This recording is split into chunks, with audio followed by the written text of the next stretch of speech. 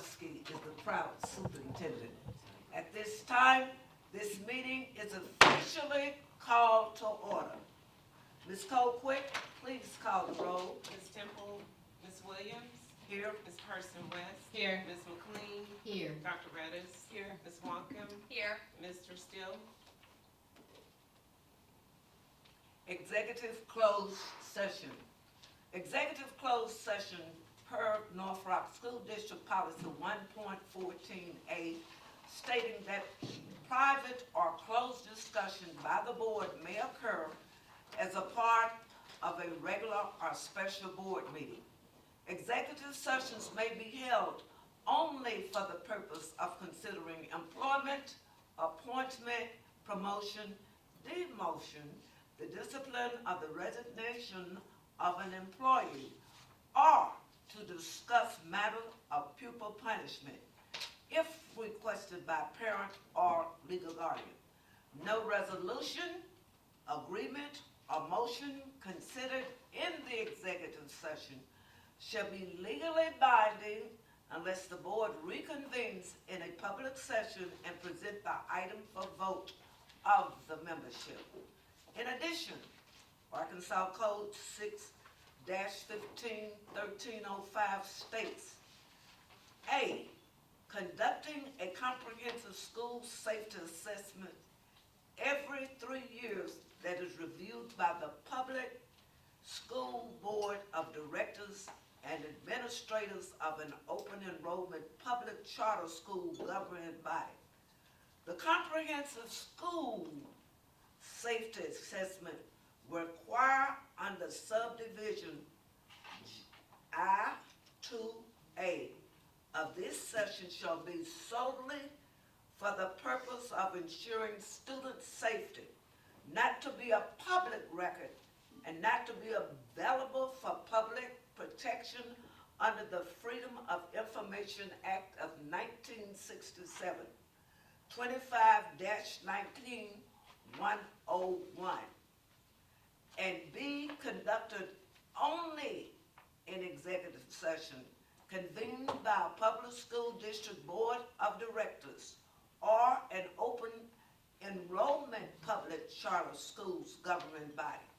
Finally, Arkansas Code Title 25, Chapter 19, Sections 106-2 states, the specific purpose of the executive session shall be announced in public before going into executive session. Please join me in the executive closed session for discussing the following matters: employment, appointment, promotion, demotion, the discipline or the resignation of an employee, and the comprehensive school safety assessment. Please join me. Do you want them to come back with us now? I see there are none. At this time, we will have the action items. Dr. Paluski, and the voting will stand. Whoever calls the motion will come one this way, so we will not be running over each other. Yes, ma'am. Thank you, Madam President, members of our Board of Education. The first action item is 5.1, the employment of personnel. The superintendent recommends the employment of personnel as discussed in executive closed session. Madam Chair, I move that we approve the employment of personnel as discussed in closed session. Second. It has been moved and properly second that we accept 5.1, employment of personnel recommendation by the superintendent. Those in favor say aye. Aye. Opposed? None, so the motion is carried. Thank you, Madam President, members of our Board of Education. The next action item is 5.2, 2024 School Site Safety Assessment. The superintendent recommends the 2024 school site safety assessments as discussed in executive closed session.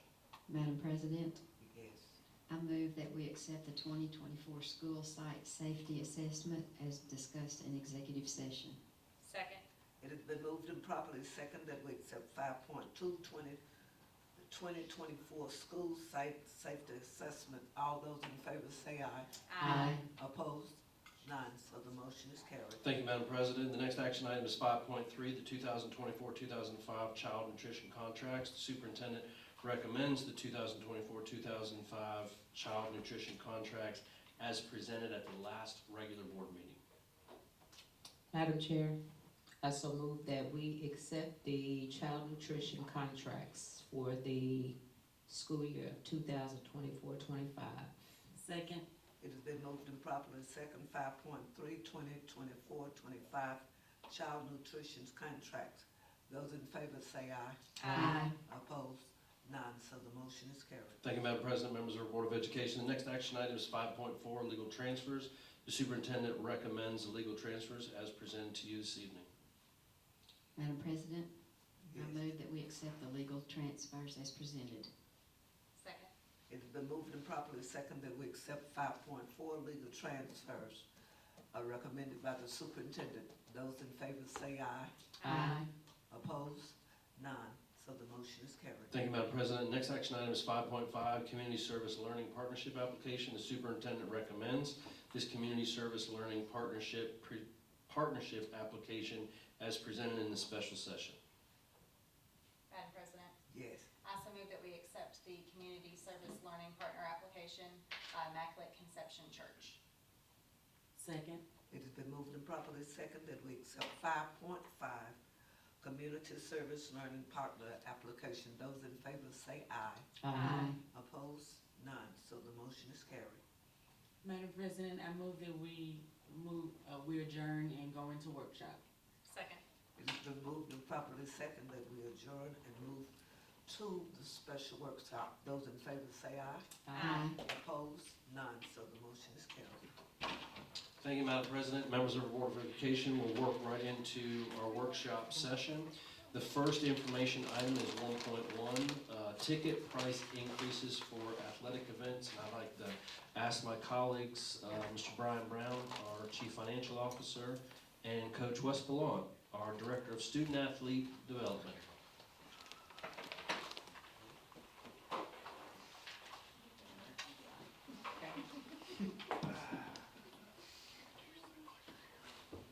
Welcome one, welcome all to the North Little Rock School Board School meeting.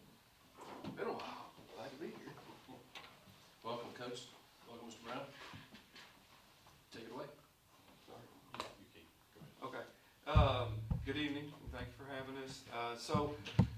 We had done some research on ticket prices after looking at, kind of how we did this past year, on sales and then the inflation and everything else. So in our conference, our athletic conference, all the ADs meet, we met, and it's kind of across the board, we like to be consistent.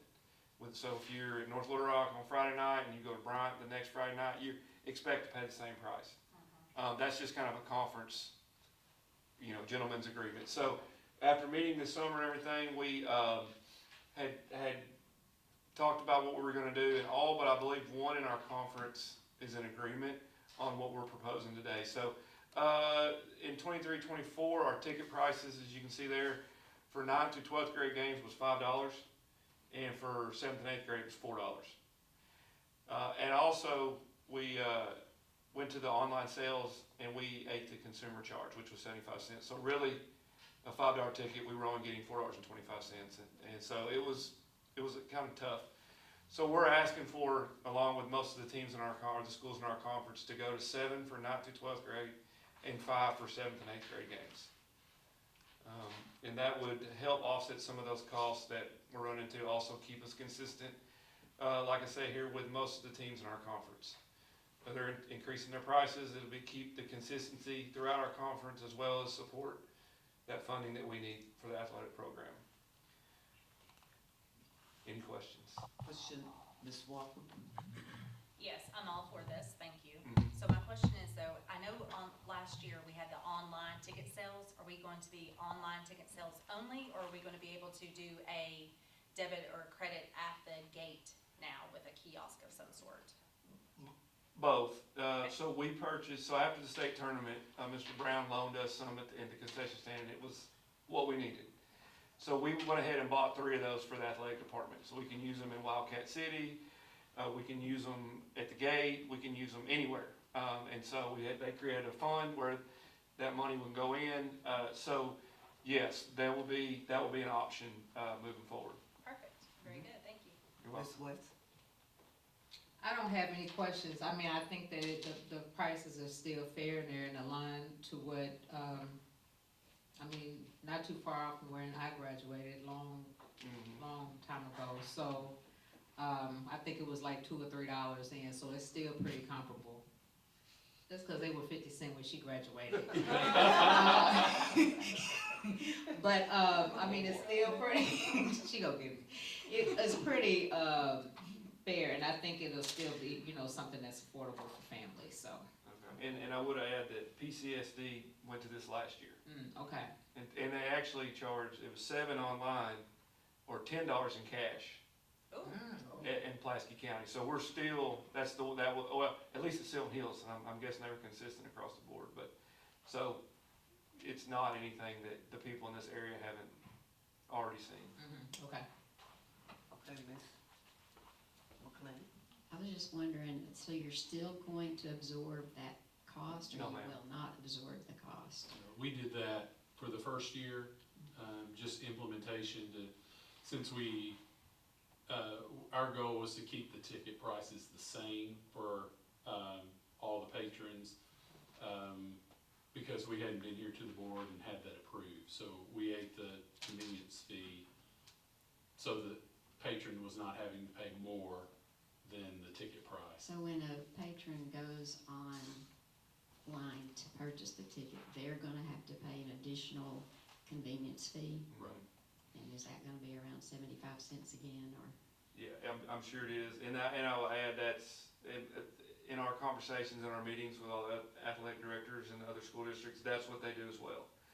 They were actually kind of surprised that we did that, but we did that as a service to we didn't want to raise our prices right out of the gate. So, most people that I'm familiar with, that I talk to, that's part of it, just like any other purchase you'd make if you went to buy something online.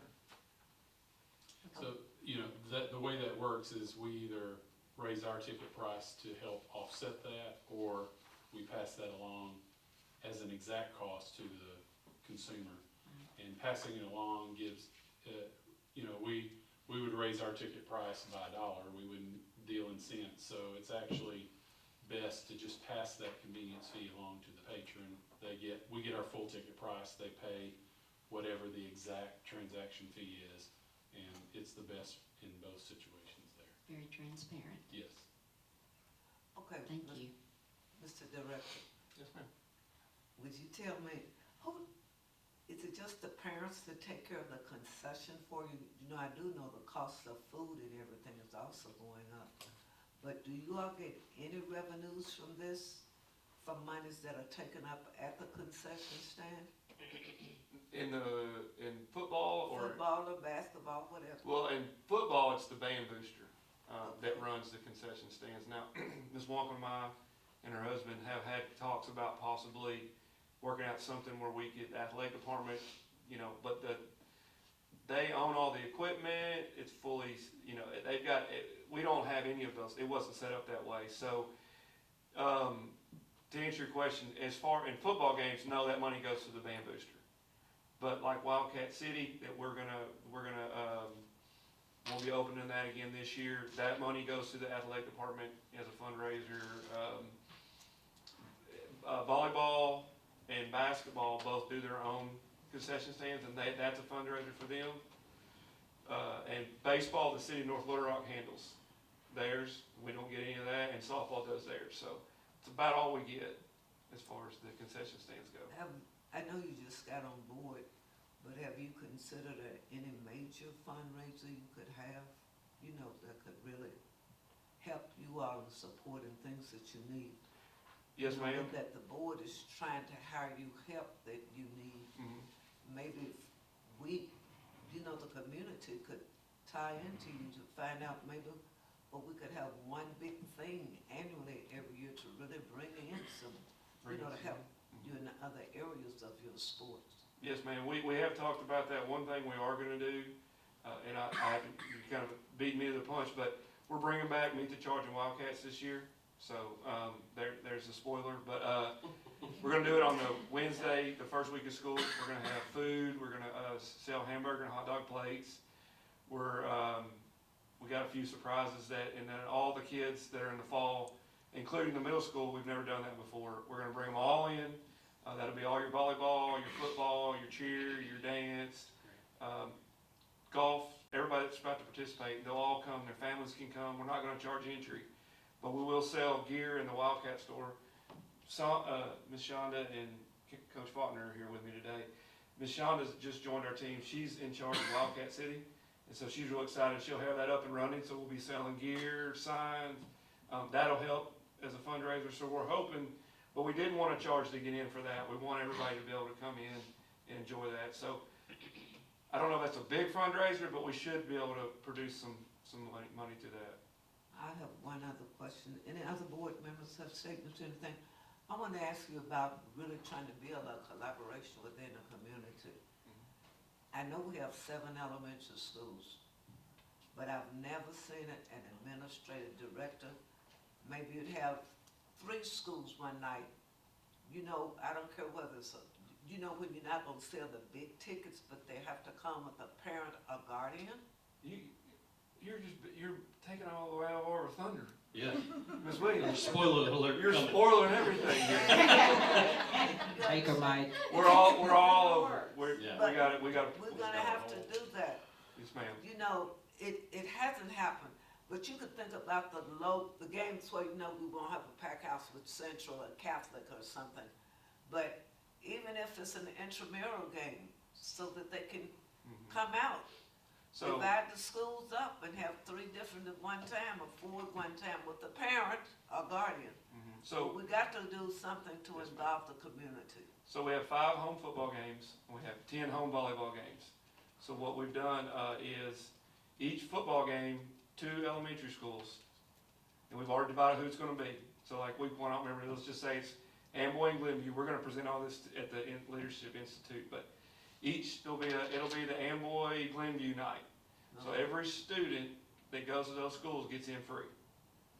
Okay. And we hope to have a little something to give them as a token. With that, Dr. Paluski has agreed to purchase some of the blue seats. And, you know, and so he's bought a section. It's gonna be superintendent's VIP. If you work in one of those 2 schools, you can sit in those for free that night. You get the best seats in the house as a gift from Dr. P and the athletic department. So if you work in Glenview or Amboy that night, you get a primo seat. And then at halftime, if any of those kids that come want to go, down, walk on the field, you know, we're gonna do that. We're gonna call them out, everybody can. And then I actually met with Mr. Sella today, and he's gonna work on they're gonna do the pledge. So he'll pre-record that with those schools. That week he'll go in, and so we'll play that on the big screen, and it'll be those kids' faces. I like that. So it's all in the works. I was really wanting this. To save that. That's okay. You beat me to it. Okay. And then, Spoil Christmas in July. yeah, and I will say in volleyball as well, because that's a place we really want to try to get more kids involved. We're starting the elementary volleyball league, and then there's 10 home volleyball games. Each school gets their own night. And including Pikeview. So even the little kids, we want to include them. So they have their own night, and the same deal. We're going to block off a section. If you work in those schools, you know, it's front and center, and the kids get in free. We'll let them go down, shake hands with the players. Should be a good time. Well, I certainly thank you for your 100-day plan working for you. And since you got some help, good help, Yes, ma'am. share the load Yeah, well, I am. with Ms. I Foster. am, right? Yeah. And it seemed like, you know, when you work, it's better together. Yes, ma'am. And I think you all can have a successful year. Were there other comments from the board? Okay, again, thank you, Thank you. and keep up the good work. Yes, ma'am. Thank you. Coach. Thank you, Ms. Paul. Thank you, Mr. Brown, you still have to sit there? Yes, ma'am. And welcome, what, Shonda, is that right? Yes, ma'am. Welcome to the district. Thank you. I wanted to tell, so you can know, Coach, Yes, ma'am. since Ms. West was over here talking, she said 50 cents. Oh, I knew we were gonna It's say a quarter, baby.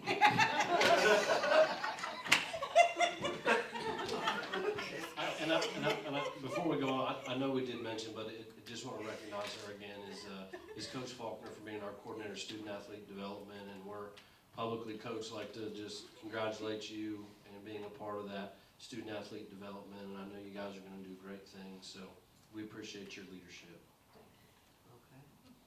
Okay. Okay, our next information item is 1.2, which is a cashless system in board policy 7.07, cash and check policy. Turn it over to Mr. Brown for a high-level overview. Yes, so we're asking that we update policy 7.07. That's to handle financial transactions that are district transactions.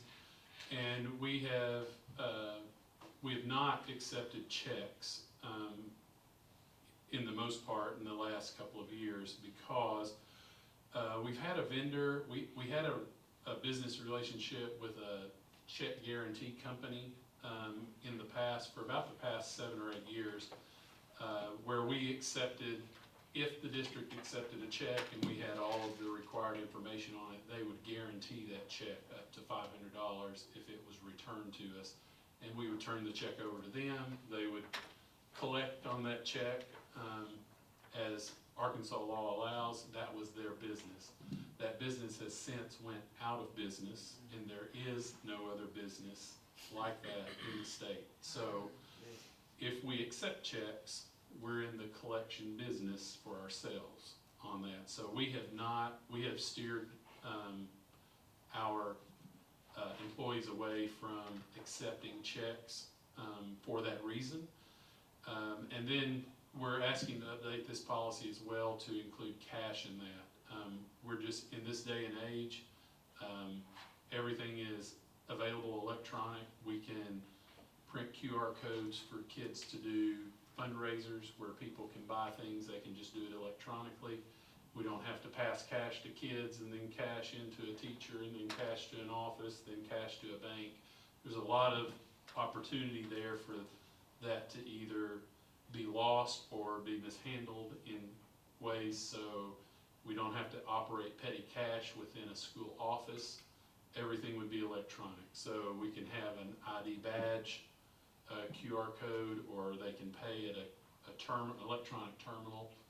There's just really no reason for us to deal in cash in a system this large, and we have the opportunity to go cashless at concession stands that the school operates. I'd like to point out that this policy would not apply to the band boosters, organizations that are not school, where those financial transactions are not school related. If the boosters chose to go cashless, they certainly could do that, but it would not apply to groups that are not school-based groups where their funding flows through the school. So the policy that I've given you is 7.07. It used to read, so what I've done, it used to be a very short policy about cash in classrooms, but we're just going to revamp this policy and it will be cash and check policy. It basically says we don't accept checks and that we won't accept cash. Everything will be everything will be an electronic transaction. There is two exemptions spelled out in here. One is for the child nutrition lines. We will allow cash. We will allow students to pay by cash to buy additional food items or a la carte items where there is a register where that cash can be accounted for, and then child nutrition handles those deposits to the bank. There are occasions where the business office has to collect funds either from a vendor or from employees, and there may be instances where we may have to collect cash. There has been limited situations where we have to collect cash from employees where it's related to payroll issues like benefits or things like that, where we don't want to accept checks that, where you run into those may be insufficient, and that causes a bank reconciliation issue. So what our policy is going to outline is, for the most part, we are no cash, no check. except for child nutrition lines where we would accept cash, and except in the business office for limited transactions where we would need to collect cash. And that would only be in the business office. Everything else would be electronic. So I've redlined the current policy for you, the old language, and then blue underlined the new proposed language. And we'll leave this, we'll answer questions about it, but we'll ask for your approval at the next meeting on this. Okay, at this time, if there are questions, Ms. McLean? Well, I know that a lot of the big stores now are going checklist. They don't want any checks anymore. I'm assuming other school districts are doing the same thing that you're proposing. All the schools are interested in doing this. There may be one or two that have totally went cashless, but I sort of put out some feelers on our statewide network, and almost every one of them said, when you get your policy written and approved, please share it with us. We want to take it to our board and do the same thing. So I think we're leading this, but there'll be a lot of followers in this. You know, you can buy, as Coach Ballon was talking about, you can buy your tickets or even season passes in advance. You can pay at the gate. All you have to do is have a way of accepting that, and then a Wi-Fi connection, you know, a network connection. And we have that capability, so shouldn't be any reason for us not to go that direction, and it just makes for a cleaner, more secure financial transaction. Absolutely, that's the best part about it right there. Yes, So, yes. thank you. Ms. West? I was just wanting to know, as far as different organizations and that we have, like within the schools, clubs, is each group assigned a particular QR code that they can use to? We'll assign a QR code based on their activity, so that each organization has unlimited QR codes that they could do. So if cheerleaders are selling mums, they can have a QR code for that. If they are doing another fundraiser, they could have a QR code for that. If they're just paying on their cheer bill, they could have a QR code for that. So we can customize the QR codes for them to use, as many as they need for all the activities. So say, like, for example, like my kids sold cookie dough. And we got both checks and cash, and, you know, I was just put in an envelope and send it on to the school. They'll just have a QR code. So your student would be So provided they'll get a QR code, and card. that person can pay for their cookie dough order with the QR code or whatever. Yes. Okay, gotcha. Yes.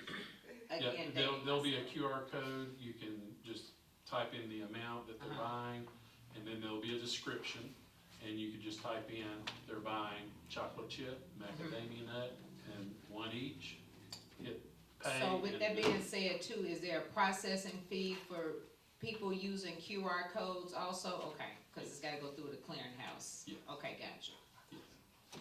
Yes. And, wait a minute, I'm not through, hold on one second, real quick. And each school or campus knows that, you know, or they will know what the policy, that'll be communicated to, so we won't have maybe this group trying to collect cash over here, and then this group We'll make turn it, it in half and half, and. there'll be a communication that goes out. We'll also cover it at our administrative institute that this is a proposal, and then we'll give them clear direction on that. Yes. I bet Dustin will put it in the top 5 too, once it gets done. Well, don't forget, we have a back-to-school guide that we produce, that Dustin does a great job every year. He's also working on an employee back-to-school guide, so we'll make sure that that's communicated. There's some updated pictures. Okay, I'm done now. Okay, I think it's needed, I think it's Ms. great. I Walker. can remember a few years ago when we had an incident with one of the sporting thingamajiggers without going into detail, so this is great. It needed to be done, so I'm all for this. okay, it's time. Technology is the new day, it's 21st century. So thank you. Thank you. Thank you, Mr. Brown. And finally, members of our Board of Education, our last item is 1.3, our annual school health report.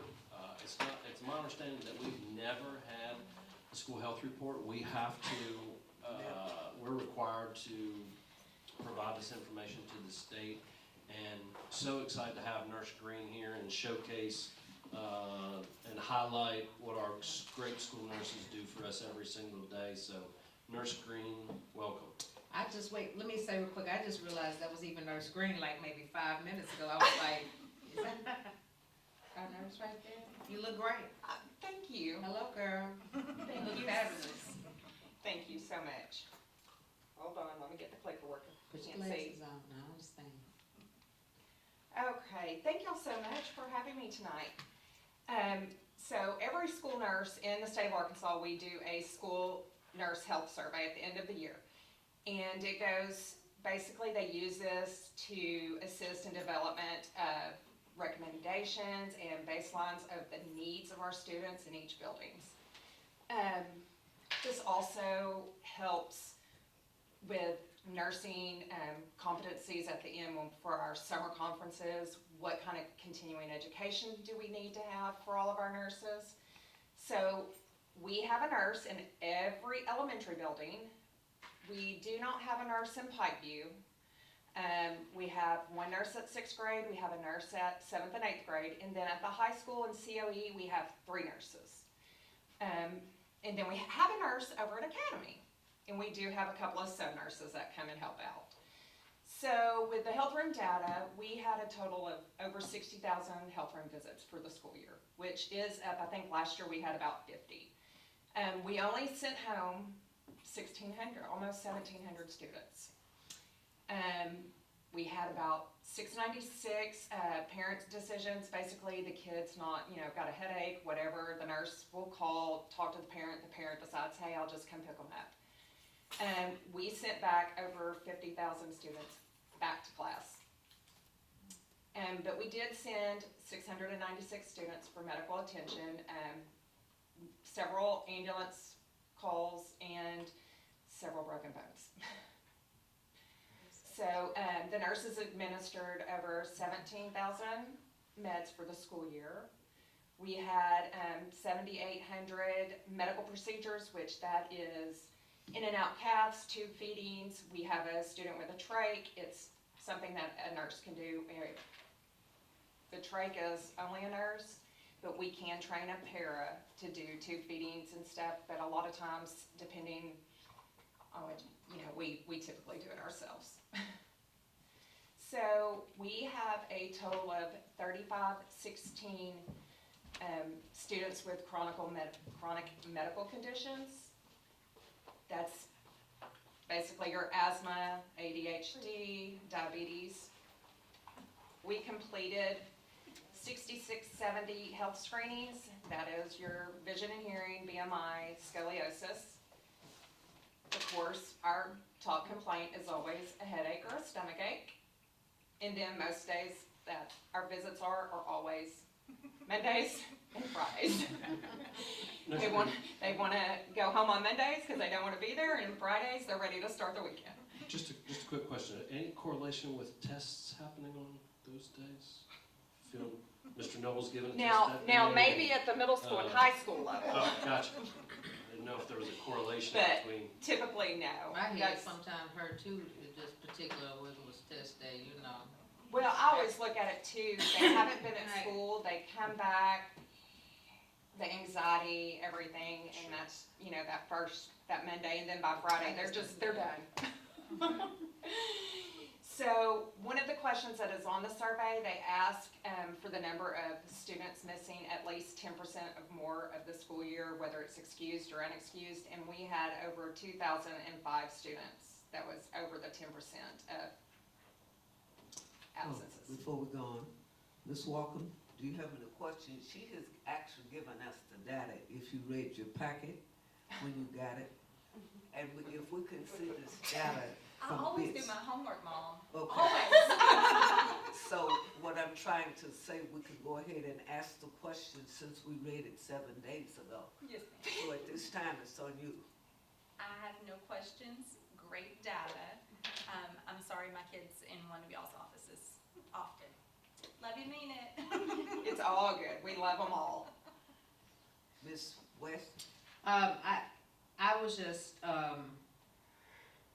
had a question as far as like medications that have to be distributed at the school level. Are we, or I guess is the nurse responsibility, like for the medication that you have to take, or you have to have a new prescription for every 30 days? Yes.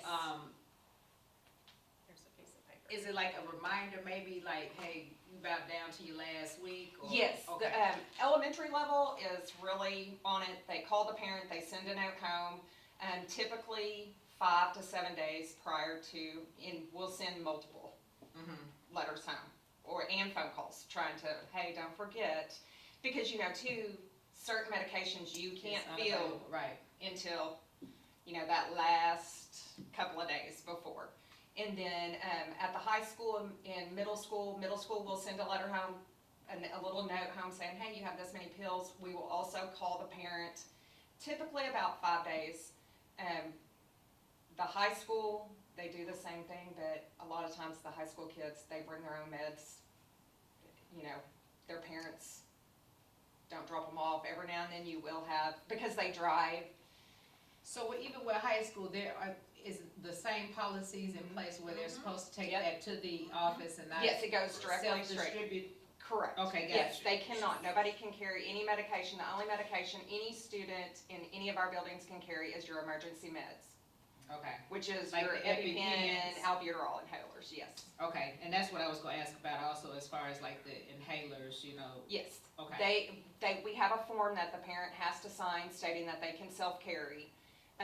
And also, we also let them know, hey, if they lose it or it comes up missing, because that's what I always remind them at the middle school, because that happened a lot at the middle school, is they would use it, lay it down and Never see it again. walk off and forget about it.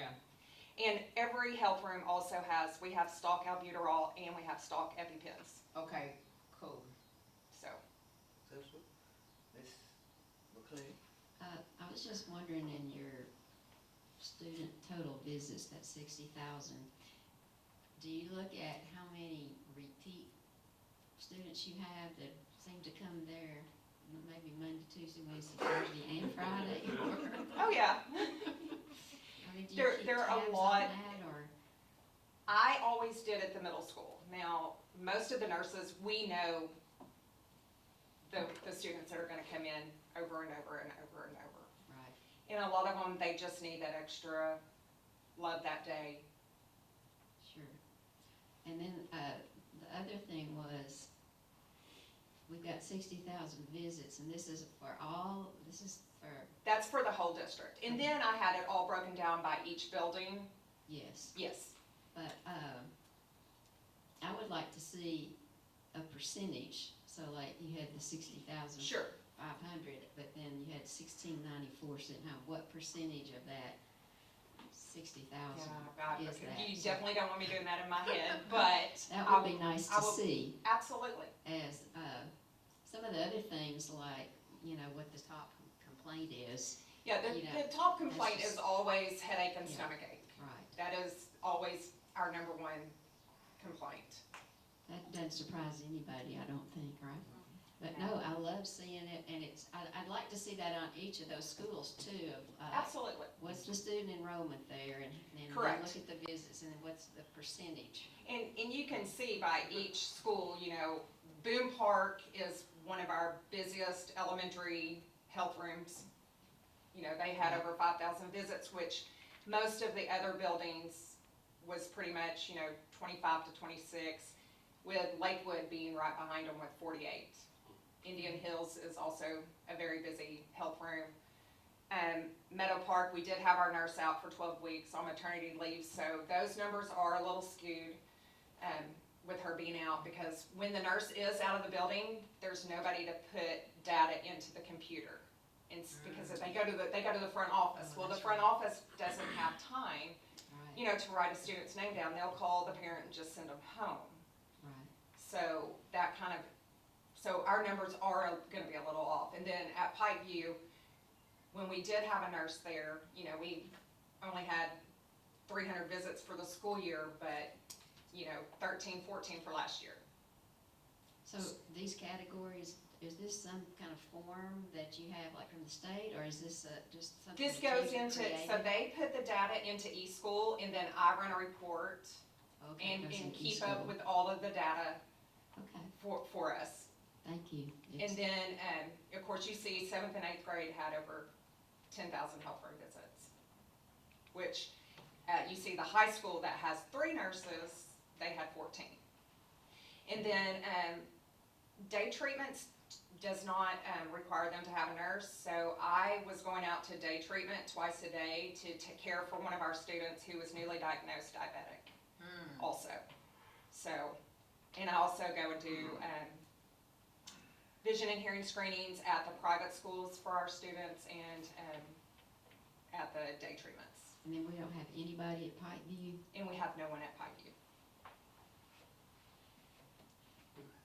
Yeah, 3 women looking at you going, excuse me, sir. And that was my other added on question as to why we don't have anybody at Pikeview. And then, I was gonna ask too, when you say procedures, So, what would be considered procedures if the a health? student that needs an in and out cath, us doing tube feedings, Okay, gotcha. and trach care and actual little, we have procedures.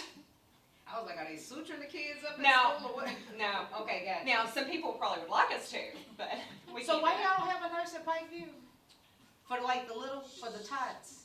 So this is where we get into funding, Oh. and we get into, Need some if I'm money. not mistaken, Some money. Mr. Brown, that's ESA, that's state categorical funding that our nurses are, and so remember, there's a lot of other things that are being paid out of ESA, and so we're just trying to balance a bunch of needs, but we're also trying to make sure that we take care of our students as well. But it's really tight in that ESA funding bucket. So is that where the, substitute nurses, do they, how do you determine, like, what Yes, happens if so- you need a nurse there that day? They would call me, and I would go over there, But or what if you Ridge don't Road have a nurse. feeding tube? Well, look, I'll send another nurse from another building. Ridge Road is right there. If she is, that health room is very busy. If it is an emergency, I can always send her because she will get there faster than I will. But for the most part, I would run over there.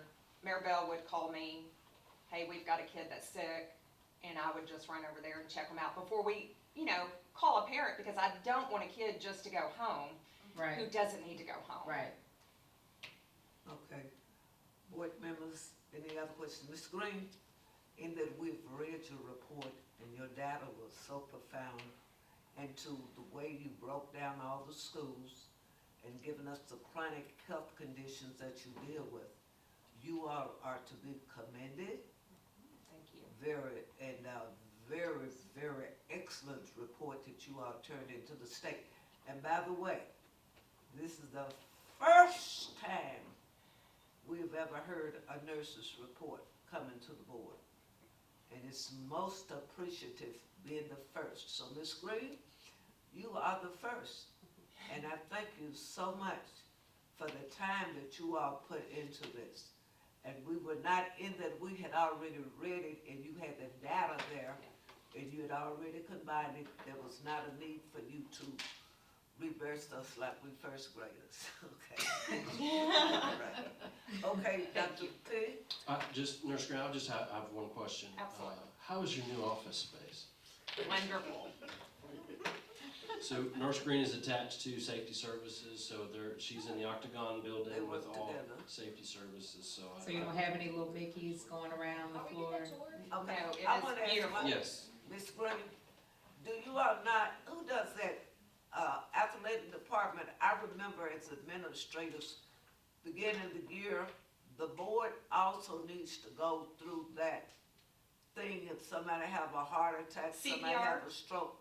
The board has never been involved in it, but they always have the administrators, assistants, principals, and I think as a board, we're sitting up here with 7, we can go through that little 2-day training that you have?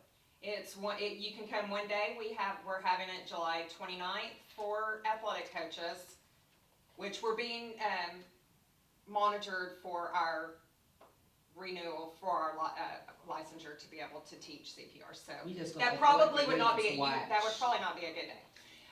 But the 29th, 30th, and 31st. Okay, we 29th, don't 30th, have and to take the 31st. test, we just do the You thing. just come and we get to check you off. You do not have to take a test. We're not gonna let you take the test anyway. Girl, we always take a test, I took one for 35 years. And it's gonna be at the middle school in the mini auditorium at 8:30 in the morning. Could you get that information to us, Doctor? She's gone, Absolutely. as a reminder. I will send You it. text Thank it you. to me, Sure. I'll text it to them. Absolutely. And Nurse Scott, I know we're leaving, but I just wanna, for the public's sake, wanna thank you for your leadership and Chief, for our partnership with Baptist Health. You've been instrumental in that, as well as Coach Ballon, and I know with Cody Walker, who's the president, and also a friend of mine, the vision is really to build a health clinic in our high school, and they have contributed to some more, I don't want to steal Coach's thunder, but some things that are coming in the sports medicine world in our partnership that we're excited to announce shortly. So I do want to thank you, Nurse Gordon, because you were instrumental in all that work that we're continuing, so thank you. Thank you. Thank you all. Thank you. All of the other Thank comments, you board very much. members. No, ma'am. before we close? Thank you so much. For the record, I have my CPR card. Okay, I do too. Okay. Mine expired. okay. Adjourn. Workshop, we're good. No adjournment.